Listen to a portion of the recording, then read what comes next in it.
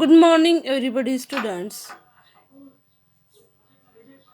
Welcome to all in my lecture on channel 3.2. Do schools really kill creativity? This is the mind mapping activity. So we see on the page number 141 icebreakers. So observe the given figure and complete the activities that follow. Observe the given figure and complete the activities that follow. So main idea, branch, there are branches and tree. त्याच्या अगोदर आपण introduction पाहूया. So a mind map is the representation of information in a graphical form. What is the mind mapping idea? So it is the representation of information in graphical form, especially in the form of a diagram.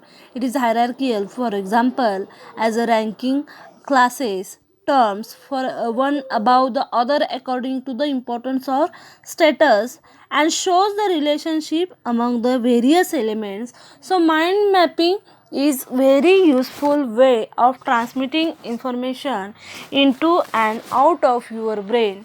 This process actually maps out and your ideas quite naturally in a ways that suits your inherent as personal method of doing this. For example, the icebreaker activities मध्ये म्हणजे नेमकं mind mapping activity काय आहे? It is the representation of information.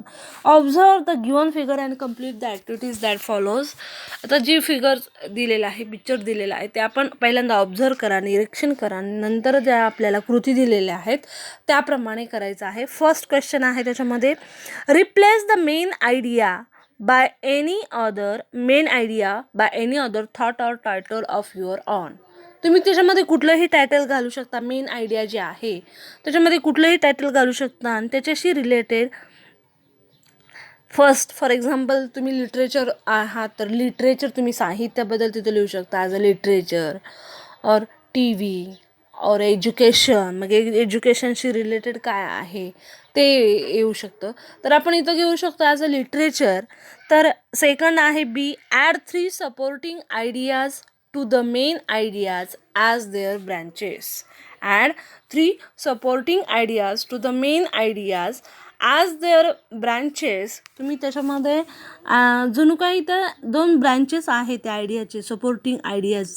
मग त्याच्यामध्ये for example घेऊ शकता आणि वेगवेगळे एक्झाम्पल्स घेताना आता इथं आपण घेऊ शकतो. लिटरेचर असेल तर पोएट्री त्याच्याशी निगडीत येईल किंवा ड्रामा येईल. मग ड्रामा आणि किंवा प्रोज येईल. मग प्रोजशी रिलेटेड कुठले आहे prose? There are 2 types, fiction and non fiction. फिक्शनमध्ये नॉव्हेल, शॉर्ट स्टोरीज येतील. नॉन फिक्शनमध्ये एसे, आर्टिकल्स. तर अशा प्रकारे. And add 2 ideas one of the branches that explain the meaning of the branches. बघा लिटरेचरमधले सबटाईप कुठले आहे त्याचे? पोएट्री, ड्रामा आणि प्रोज. आणि प्रोजमध्ये सुद्धा अजून त्याचे 2 उपप्रकार पडतात, सबटाईप्स पडतात. मग ब्रँचेस कुठले आहेत त्याचे? फिक्शन आणि नॉन फिक्शन. फिक्शनमध्ये आपण पाहिलेलं आहे नॉव्हेल, शॉर्ट स्टोरीज, आणि नॉन फिक्शनमध्ये essays and articles. Second, complete the given blank spaces balloons with your ideas in the figures that describe your basic preparation for HSC board examination, and also complete the activities that follow. आणि त्यानुसार जी activities दिलेली आहे ती तुम्ही follow करू शकता. आता कुठला त्याच्यामध्ये मेन आयडियाज आहे, बलून्स आहे तर बघा, preparing for HSC board examination. आपण HSC बोर्ड एक्झामिनेशनसाठी प्रिपरेशन करत आहोत. आपण त्याची तयारी करत आहोत. 12वीच्या एक्झामसाठी त्याची तयारी करत आहोत. मग त्याच्यासाठी काय महत्त्वाचं आहे किंवा काय बेसिक आहे प्रिपरेशनसाठी, म्हणजे बेसिक महत्त्वाचं आहे. फॉर एक्झाम्पल फर्स्ट इथं दिलेलं आहे बघा, through out reading of all text book. पहिल्यांदा आपल्याला काय केलं पाहिजे की आत्ता जे आहेत ते सगळे जे तुमच्या सब्जेक्टशी रिलेटेड आहे, पूर्ण टेक्स्टबुक आहे, ते तुम्ही त्याचं वाचन केलं पाहिजे, रीडिंग केलं पाहिजे. So complete a similar type of detail graphical figure in your own style, तुम्ही तुमच्या स्टाईलमध्ये, किंवा showing that thoughts, ideas, concepts that तुम्ही तुमच्या ॲक्टिव्हिटीजमध्ये याच्यामध्ये तुम्ही तुमच्या ॲक्टिव्हिटीज मांडू शकता. आता for example preparing a time table. आपण आता काय केलं पाहिजे, जे नियोजन आहे, वेळेचं नियोजन, की कुठल्या सब्जेक्टला किती वेळ देता आलं पाहिजे. जर डिफिकल्ट सब्जेक्ट असेल, आपल्याला तो डिफिकल्ट जात असेल, तर त्याला किती वेळ द्यावा. तर ह्या गोष्टी आपण त्याच्यासाठी प्रिपेअरिंग अ टाईम टेबल, तुम्ही टाईम टेबल करा. Next, writing practice for specific hours. बऱ्याचदा होतं आपलं वाचन होतं, पण बऱ्याचदा आपल्याला कॉन्फिडन्स नसतो की आपण किती लिहू शकतो. मग त्याच्यासाठी writing practice for specific our, ठराविक तासाचा कालावधी किंवा क्वेश्चन पेपर तुम्ही ठराविक कालावधीमध्ये सोडवू शकता. So writing practice is also important for your exam preparation also. So writing practice for specific hours. Memorisation of equation and formulate. आता मेमरायझेशनसुद्धा महत्त्वाचं आहे इक्वेशन अँड फॉर्म्युलेट करण्यासाठी.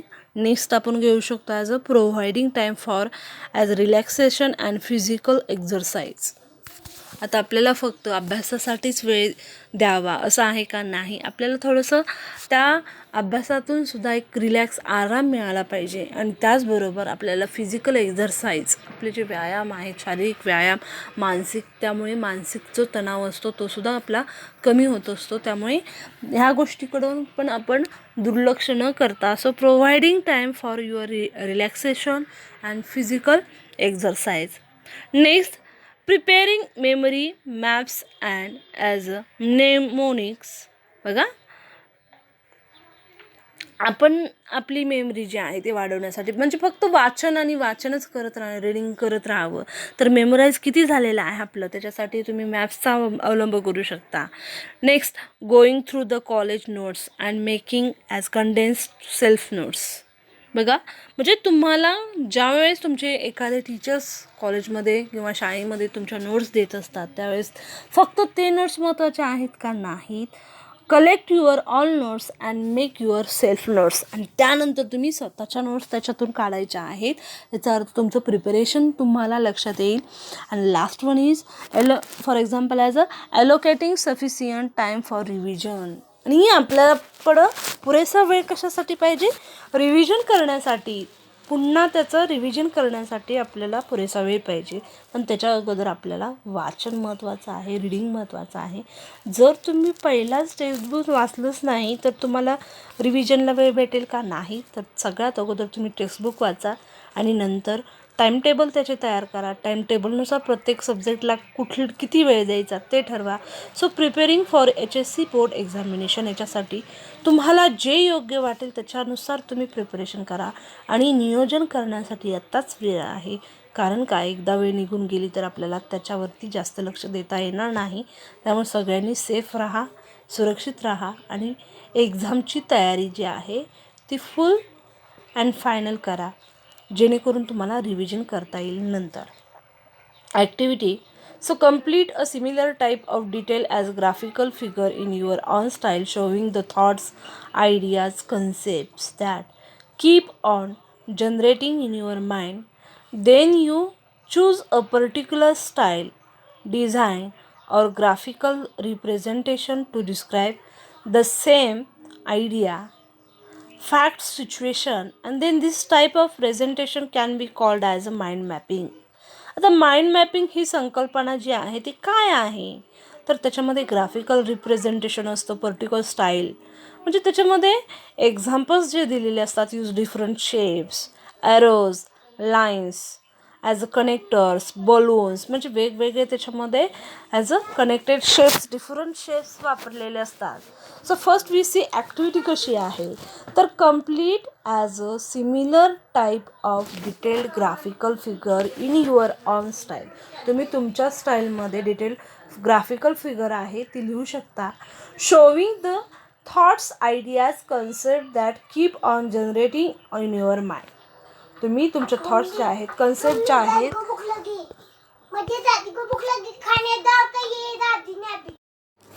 तर आपण त्याच्यामध्ये बघा, तर एक्झाम्पल आहे use different shapes, arrows, lines, connectors, balloons, boxes, curved as arrows, and colors, scribbles, scrolls, explosions, etc. to describe your point of view. For example, here we see figure and then we complete the activities that follows as Julian Astle is the director of education at the RSA.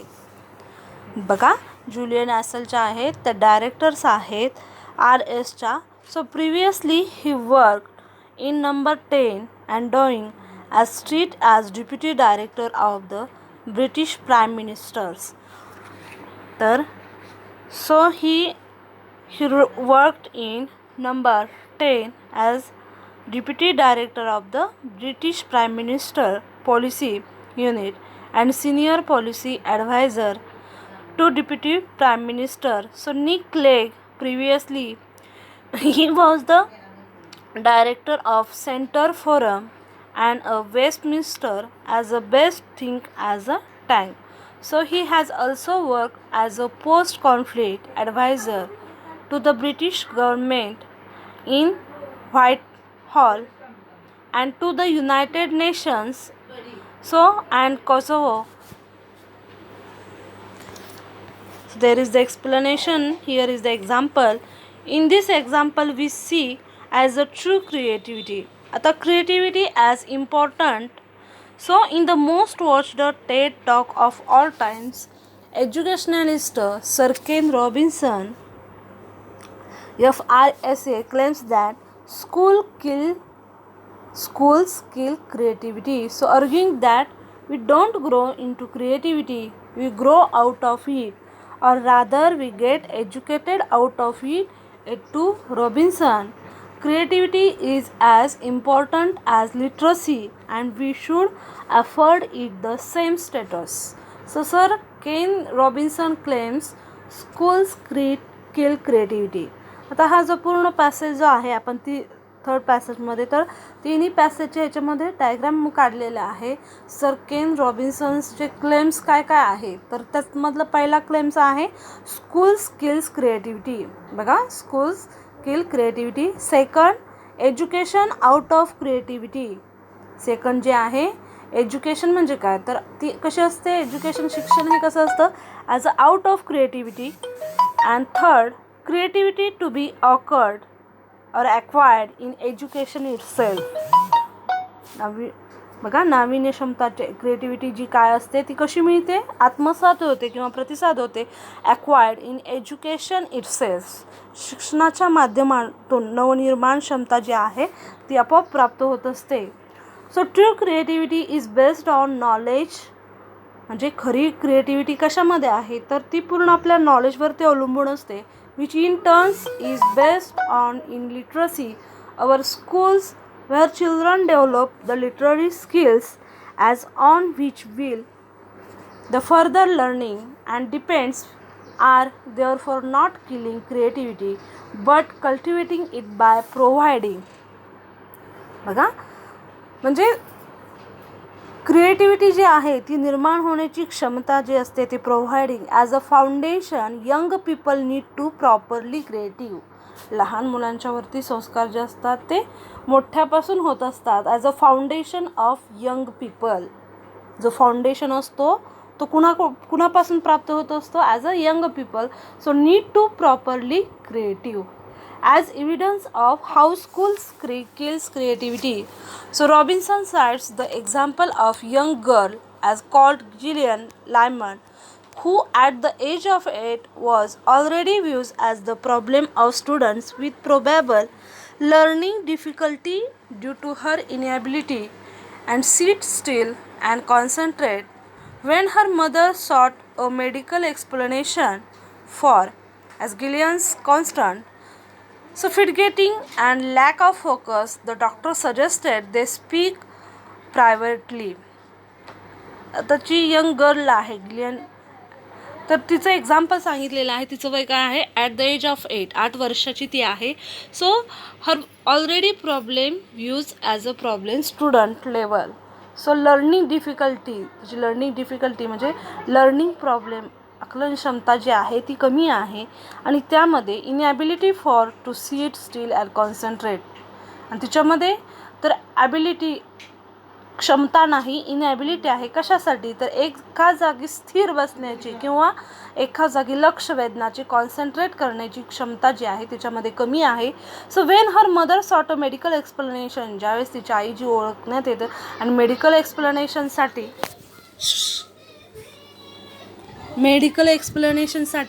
As a Gillian's constant as fidgeting and lack of focus, so doctor suggested that they speak privately.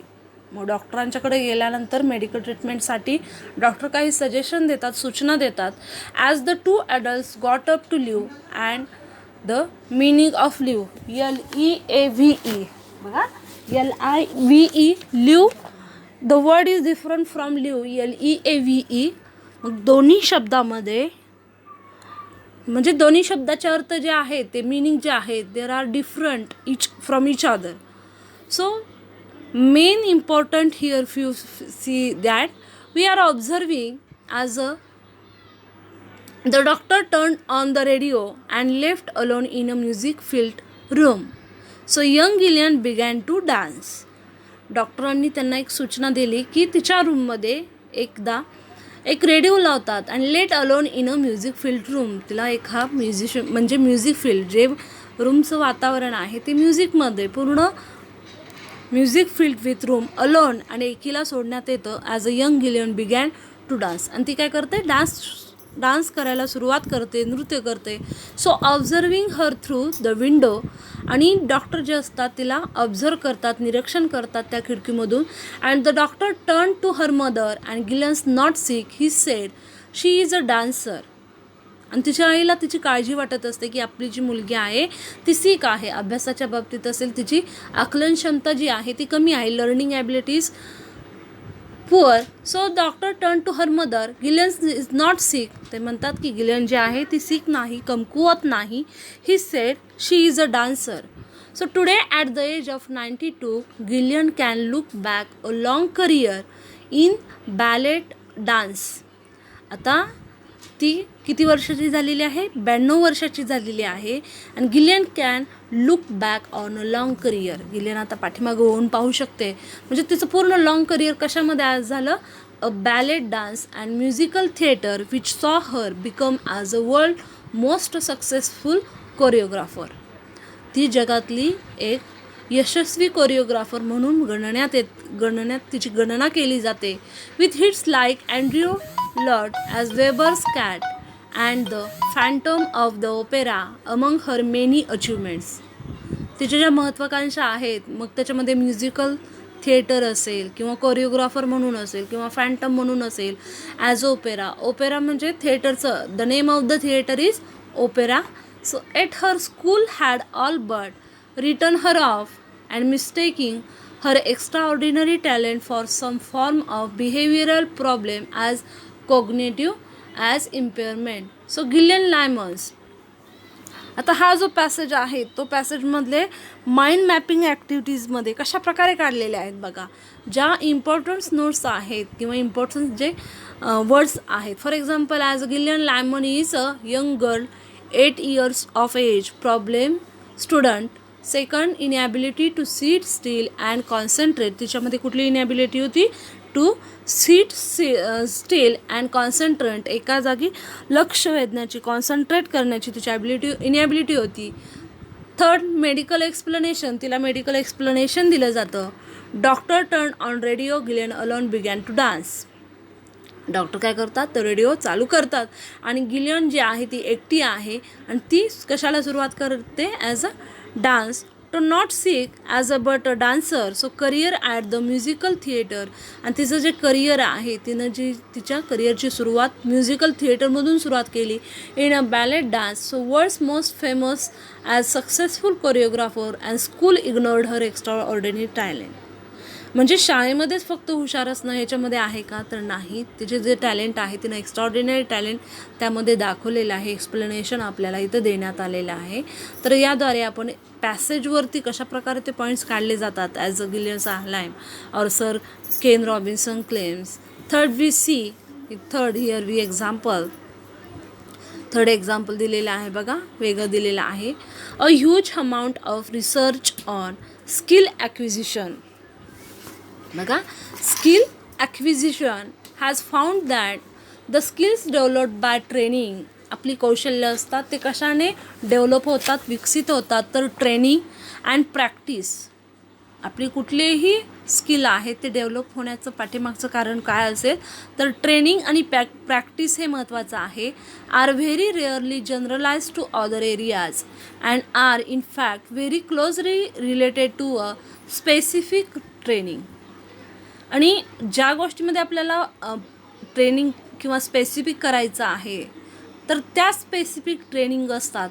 So we should very closely to related to the specific training.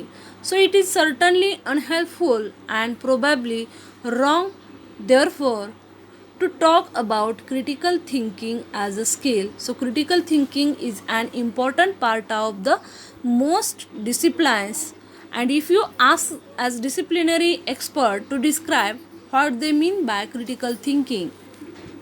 बघा, आता जे critical करणारे असतात, टीकात्मक परीक्षण आपण म्हणू शकतो. याचं टीकात्मक परीक्षण किंवा क्रिटिकल थिंकिंग जे करणारे आहेत, you may well find considerable similarities in the responses of mathematicians and historian, but the temptation is then to think that they are describing the same thing but they are not. बघा, the temptation is then to think that they are describing the same thing but they are not. They म्हणजे ते describe करतात, वर्णन करतात, एकाच थिंगचं ते वर्णन करतात पण वेगळ्या तऱ्हेने करतात, but they are not. So here in this similarities is the response of mathematics. The same is true of creativity. आणि तर क्रिएटिव्हिटी जी आहे बघा, same is true for creativity. Creativity is not a single thing. Creativity Navnirman क्षमता जी असते ती एक single thing आहे का, तर नाही. But in fact in whole collection of similar but different processes.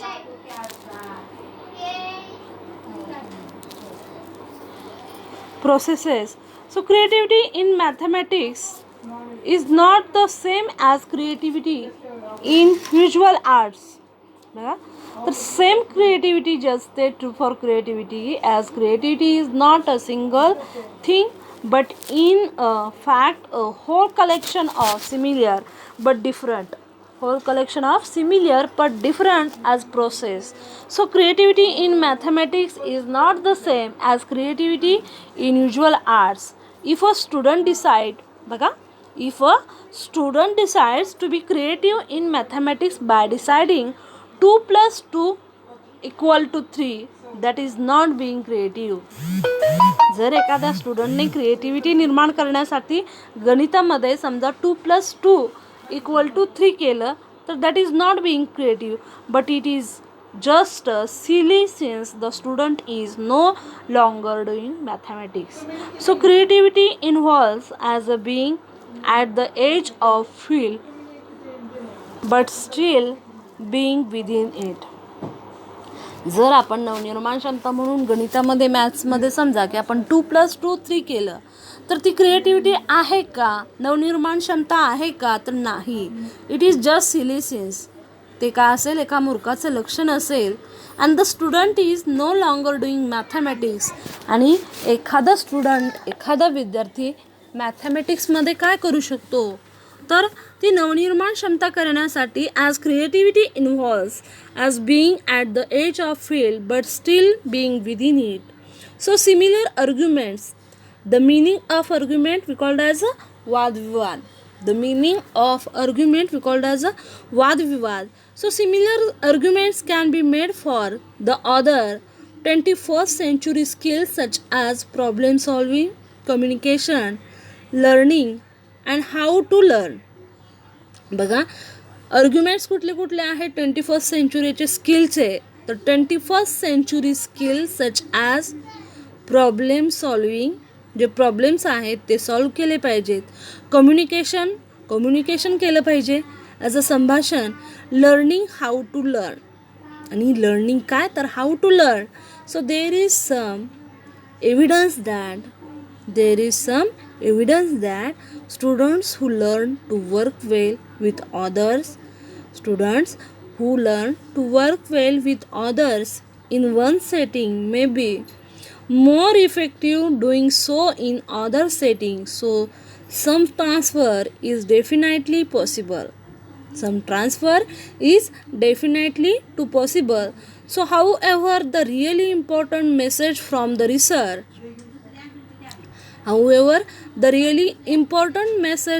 research in this area is that if you want to student to be creative, बघा रिसर्चमध्ये क्रिएटिव्ह महत्त्वाचं आहे. जर तुम्हाला असं वाटत असेल की आपण स्टुडंट्स म्हणून ॲज अ क्रिएटिव्ह राहावं, if you want to teach as a important real message for research in this area is that you want to student to be creative in mathematics, you have to teach this in mathematics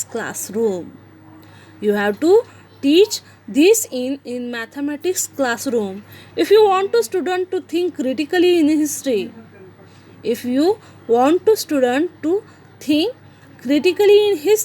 you have to teach this in history.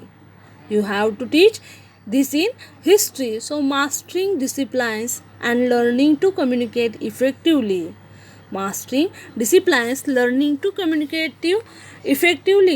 engaging civically as in a discussion and arguments, and this should remain at the forefront of all educations.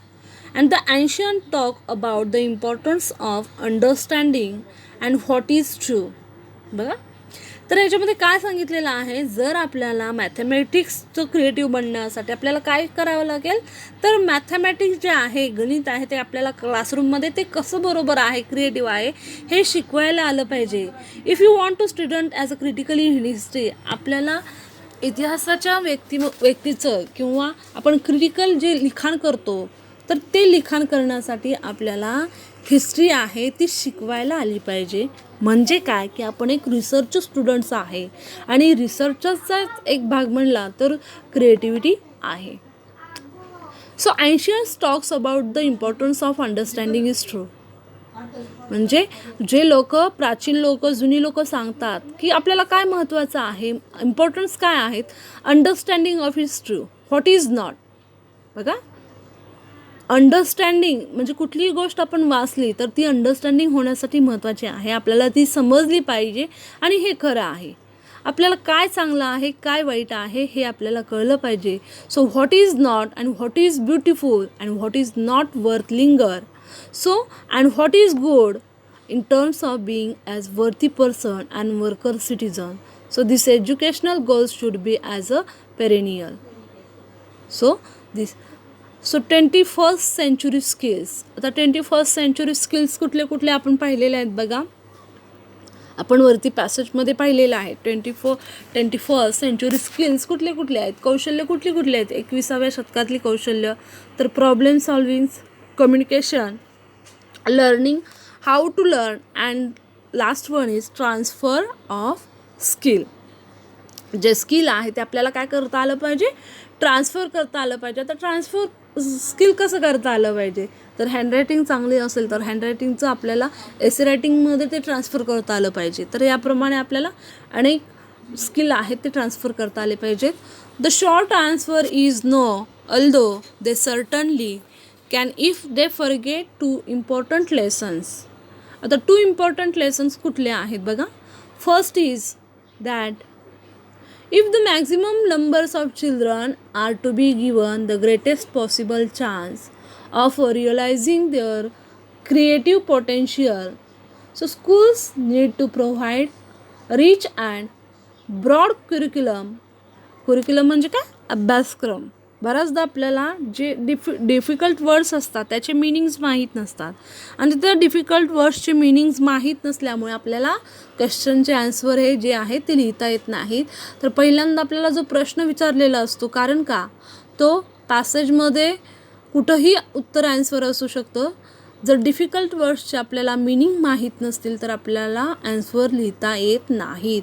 त्यामुळे पहिल्यांदा तुम्ही जे वाचता तुम्ही एक पान वाचा, पण त्याचे प्रत्येकाचे मिनिंग्स माहीत असायला पाहिजेत. So curriculum we called as अभ्यासक्रम. So that called as creative subject. So that are the visual performing art. आता सब्जेक्ट कुठला आहे आणि परफॉर्मिंग आर्ट्स त्याच्यामध्ये व्हिज्युअल असतील तर एक्झाम्पल्स इथं दिलेलं आहे बघा. For front of all education and educational goals. So mastering discipline, what is true, what is beautiful and what is good. There are three question. What is true, what is beautiful, what is good. And third, mastering disciplines, learning to communicate effectively. आपलं संभाषण आहे ते effectively असायला पाहिजे. जर effective नसेल, परिणामकारक नसेल तर ते लर्निंग करण्यासाठी विद्यार्थ्यांना ते आत्मसात होईल का? नाही.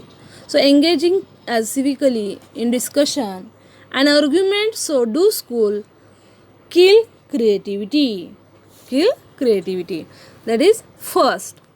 Second, and if they are serious about cultivating real creativity across the curriculum, they need to remember that creativity describes a whole collection of similar but different process. जे होल कलेक्शन आहे ते सिमिलर आहे, सारखं आहे, पण त्याची जी process आहे ते काय आहे? डिफरंट आहे, वेगवेगळी आहे. कारण का? प्रत्येकाचे ओपिनियन्स असतात, ते डिफरंट असतात, वेगवेगळे असतात. फॉर एक्झाम्पल आपण पोएमचं ॲप्रिसिएशन पाळताना पाहतो की प्रत्येकाचं मत जे आहे पोएमचं वेगवेगळं असतं. So in other words, so they need to understand the central place of the disciplines in education and take them as their starting point in curriculum design. बघा, starting point in curriculum design. तर curriculum design मध्ये कशा प्रकारे examples दिलेले जातात? In other words, so they need to understand and the central place of discipline in education and take them as their starting point in curriculum design. So this learned by as Julian Asel. Brainstorming activities दिलेल्या आहेत. So study the given as a tabular column and in pairs tell you partner the importance of each given below. तर importance जे आहे ते तुम्ही देऊ शकता, examples तुम्ही तिथं देऊ शकता. So explain for example first. आता एक्झाम्पल आपण फर्स्ट पाहू शकतो बघा. त्याच्यामध्ये explore new ideas and concept. त्याच्यामध्ये आपण न्यू आयडियाज एक्सप्लोर करायच्या आहेत आणि कन्सेप्ट, संकल्पना वेगवेगळ्या तुम्ही तिथं लिहू शकता.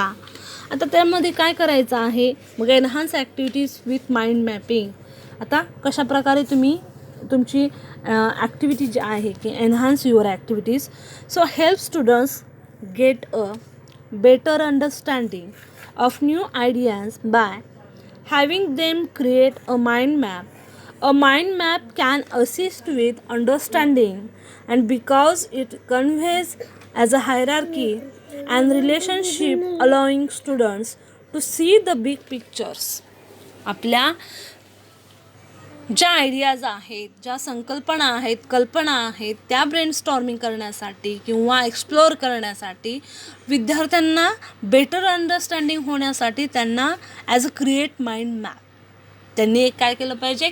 मॅप बनवला पाहिजे, जेणेकरून त्यांना अंडरस्टँडिंग होण्यासाठी त्या नवीन आयडियाज लक्षात राहतील. आणि जर माइंड मॅप काय करतं तर कॅन असिस्ट विथ अंडरस्टँडिंग. आपल्याला ते समजून घेण्यासाठी सोपं जातं. समजा एखादा पॅसेज असेल, एक्झाम्पल घेतो आता आपण पोएमचं, ॲप्रिसिएशनचं असेल, प्रोजचं असेल किंवा नॉवेलचं असेल. मग नॉवेलशी रिलेटेड एलिमेंट्स कुठले आहेत? मग एलिमेंट्स लक्षात राहण्यासाठी आपल्याला पॅसेजद्वारे लक्षात राहतात का? मग त्यात जर आपण माइंड मॅप काढून किंवा creative as a hierarchy and relationship allowing students to see the big picture. For example, story सांगताना सुरुवात, मध्य, बिगिनिंग, मिडल, एंड जसा सांगितला जातो. प्लॉट सांगताना, कथानक सांगताना सुद्धा ज्याप्रमाणे बिगिनिंग, मिडल, एंड सांगितलं जातं त्याचप्रमाणे विद्यार्थ्यांनी काय केलं पाहिजे? ज्या आयडियाज आहेत, कॉन्सेप्ट आहेत, संकल्पना आहेत त्या एक्सप्लोर होण्यासाठी माइंडिंग मॅपचा वापर केला पाहिजे. Second, as a brainstorm.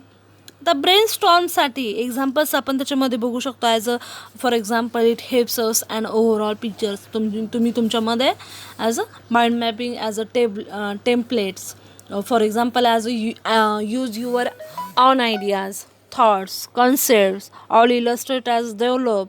So my mind map also write your passage. So get creative as juices flowing with mind mapping, and mind maps are a great brainstorming tools and can help students let their thoughts flow freely while making important connections between ideas and concepts. So a sense of parting with childhood takes notes. बघा आता notes कशा घेतल्या पाहिजेत, text notes. So encourage students to engage in active thinking instead of transcriptions by using mind maps for note taking. Mind maps encourage students to focus on keywords and ideas instead of just writing down what teacher says.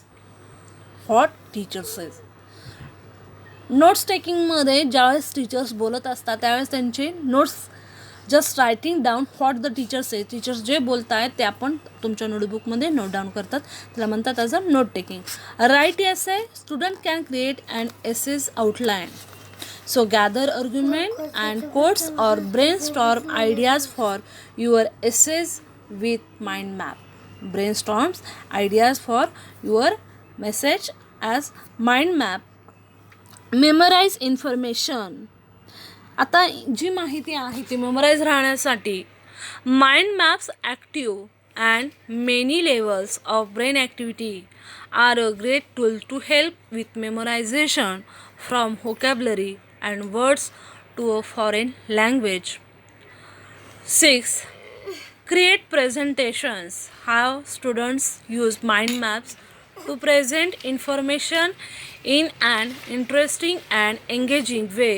With mind maps, students can use mind mapping software to create a presentation in advance or to create one on the spot during a live presentation.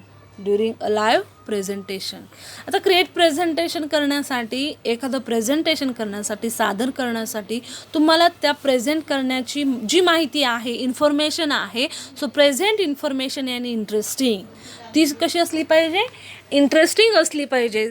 जर तुम्ही interesting information present केली नाही तर त्या विद्यार्थ्यांना रुची वाटेल का, नाही. So engaging way with mind map, आणि त्याच्यासाठी आपण माइंड मॅपचा वापर करू शकतो. Study for and assessment.